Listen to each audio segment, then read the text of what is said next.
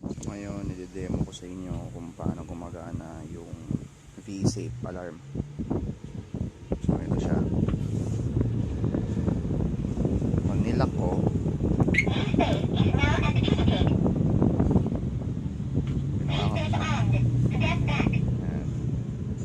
pag pangalawa,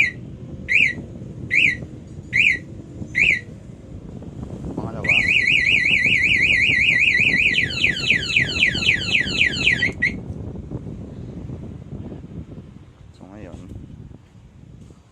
naka-arm siya, lalak mo ulit, sumusi, matay, hindi siya may start. Unlike ng mga ibang nag-install ng alarm, gumagana pa rin yung starter. So ito, total disable lahat ng kuryente. At padyakan mo yan.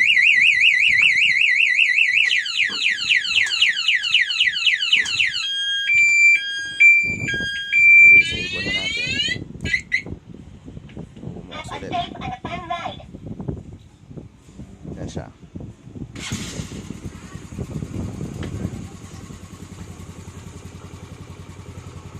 So halimbawang gusto mo lang patayin yung makina, patay. Automatic, i-enable yan ulit.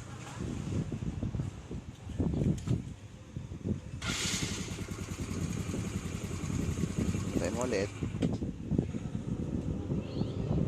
Pwede mo na siyang i-remote start.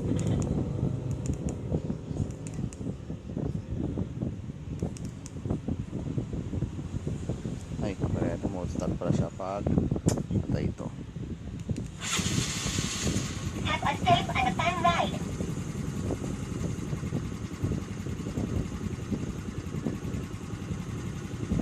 Patay.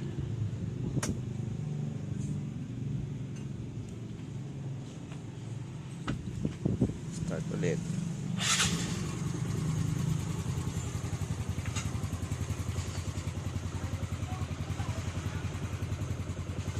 Ngaring may tumakbo ng motor mo, takbo, ito mo yung lock, umaandar pa siya, maya maya patay na.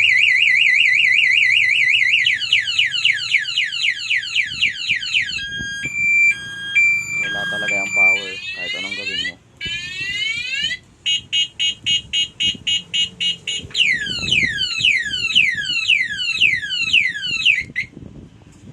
Have a safe and a fun ride. Please engage V-safe alarm. So yun lang.